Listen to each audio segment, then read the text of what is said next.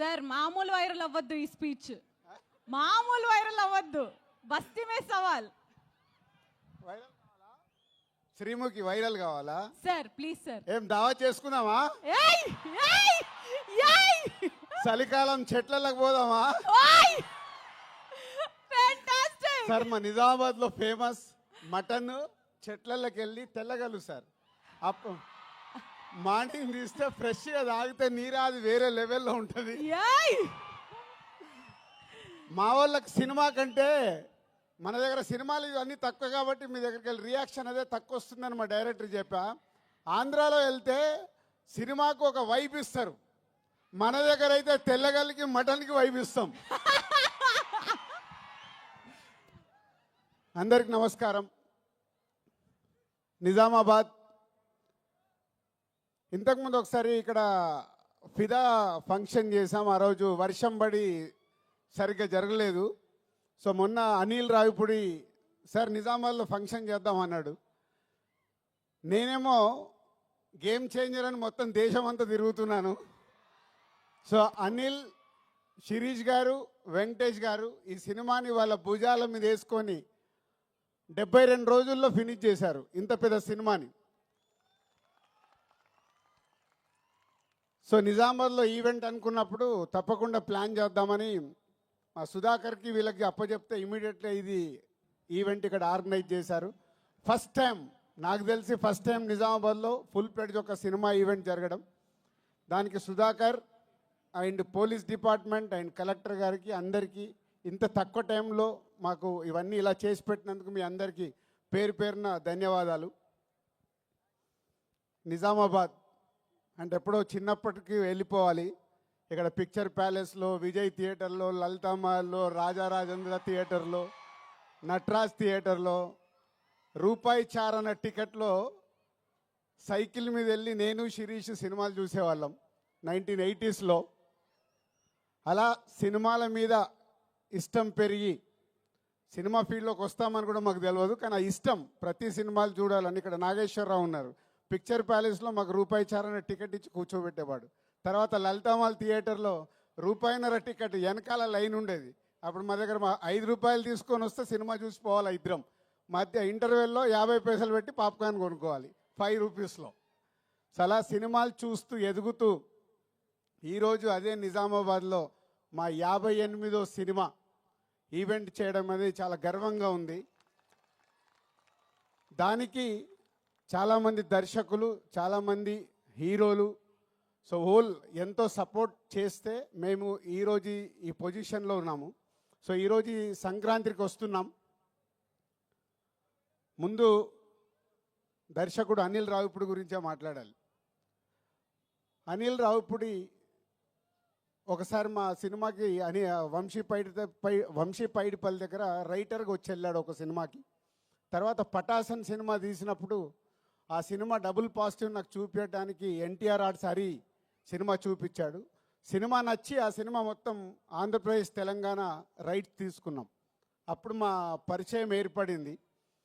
ఆ పరిచయం కాస్త ఇప్పుడు 8 సినిమాల్లో 6 సినిమాలు ఈ బ్యానర్లోనే చేసి ఈ బ్యానర్కి ఈరోజు ఒక పిల్లర్ డైరెక్టర్ లాగా నిలబడ్డాడు.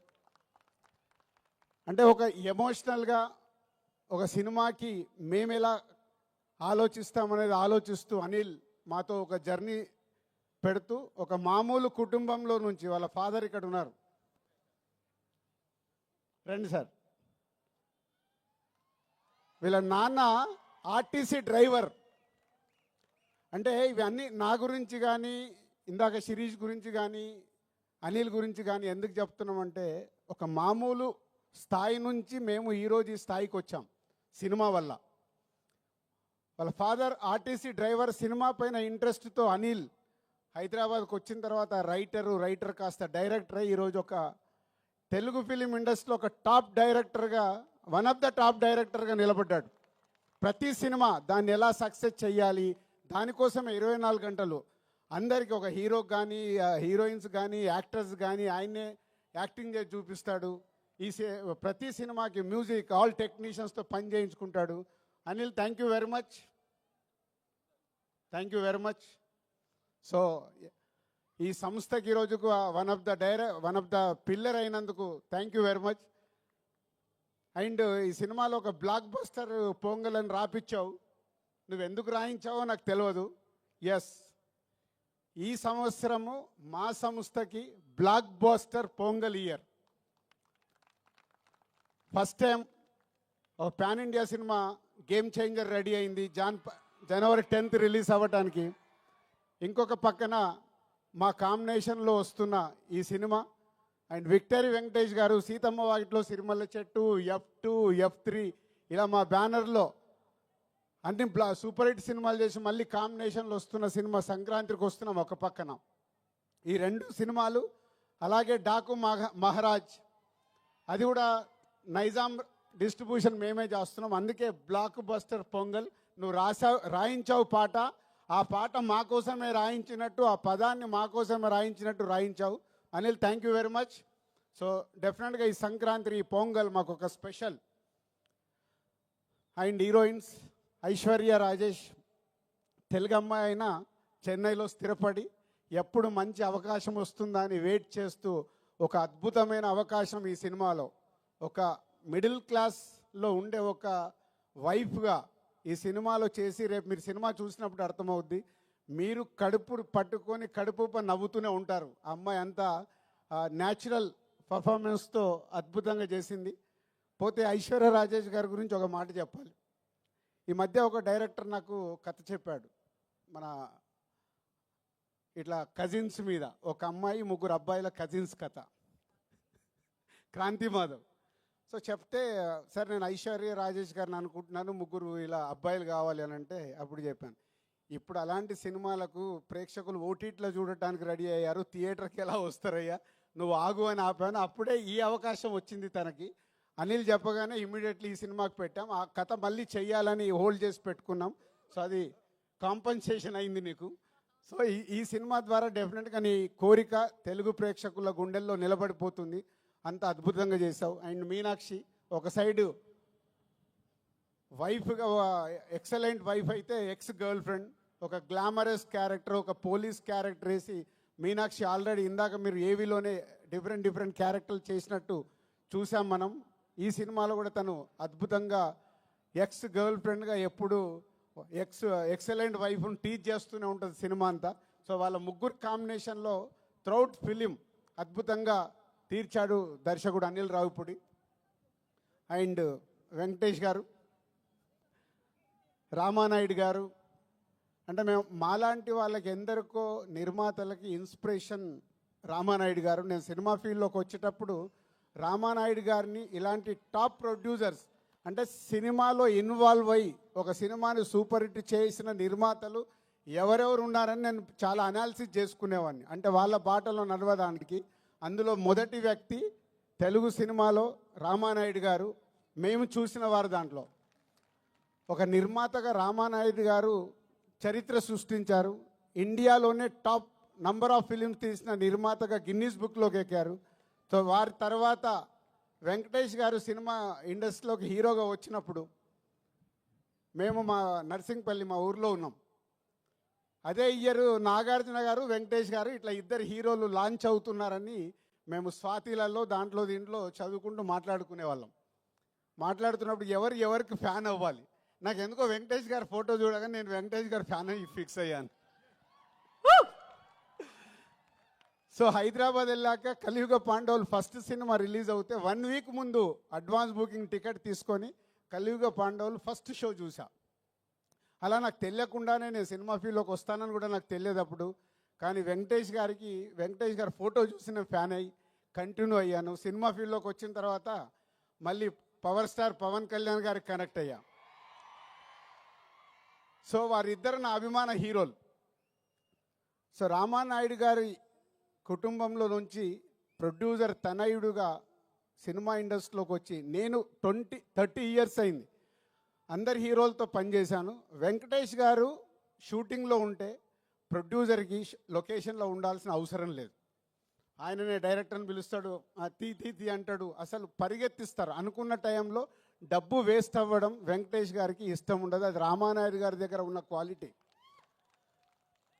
సో అందుకే వెంకటేష్ గారితో సినిమా తీయటానికి ఎప్పుడు ప్రతి నిర్మాత రెడీగా ఉంటారు. దాంట్లో మేము ముందుంటాం. 4 సినిమాలు కంప్లీట్ అయినాయి. Thank you sir, thank you very much. ఈరోజు మా బ్యానర్లో 4 సినిమాలు చేసిన హీరో మీరు ఒకరే. 4 ఇంకెవరు రికార్డు బ్రేక్ కాలే, అందరు 3 దగ్గర ఆగారు.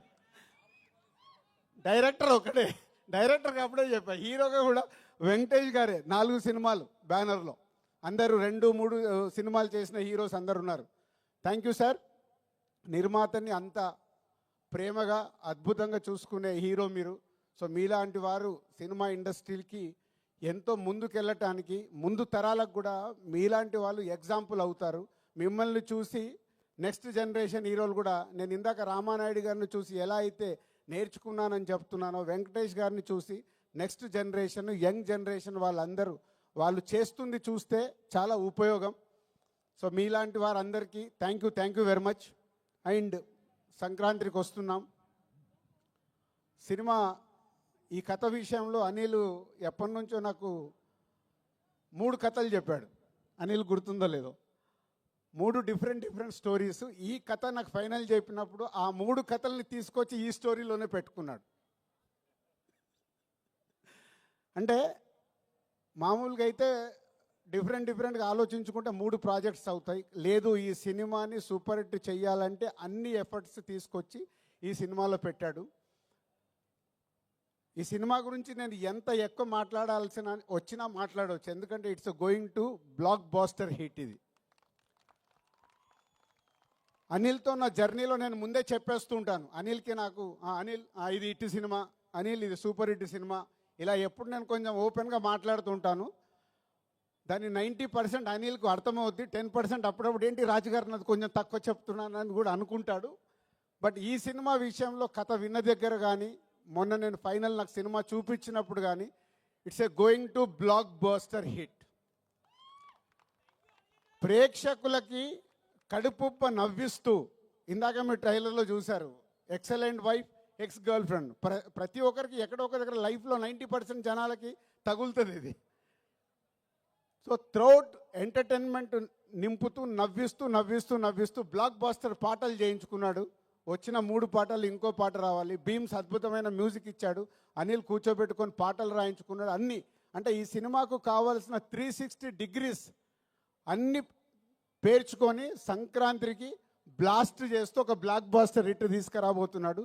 So thank you Anil and Venkatesh garu and my heroines, my technicians and Sameer ఇక్కడ లేడు, photographer Sameer and editor and all మా డైరెక్షన్ డిపార్ట్మెంట్, మా ప్రొడక్షన్ డిపార్ట్మెంట్, మా ఈపీస్ అందరికీ thank you very much.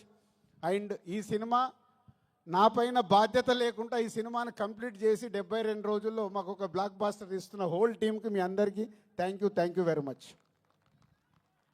Thank you so much Dil Raju garu. ఇలాంటి ఈవెంట్స్ మీరు మరెన్నో, అంటే మళ్ళీ సక్సెస్ మీట్కి మీరు రావాల్సిందిగా కోరుకుంటున్నాం. సరే, ఈ మధ్య మా శిరీష్ అండ్ ఫ్రెండ్స్తో రెగ్యులర్గా, ఇందాక నేను చెప్పినా కదా, దావత్కి వస్తున్నారు, నేను మిస్ అవుతున్నది. ఈ 2 సినిమాలు సంక్రాంతికి రిలీజ్ అయ్యి సూపర్ హిట్ అయ్యాక చెట్లలోకి వచ్చి నేను దావత్ చేసుకొని పోతా. అది సార్, దావత్ ఖచ్చితంగా జరగాల్సిందే. గట్టిగా చప్పట్లు దిల్ రాజు గారు.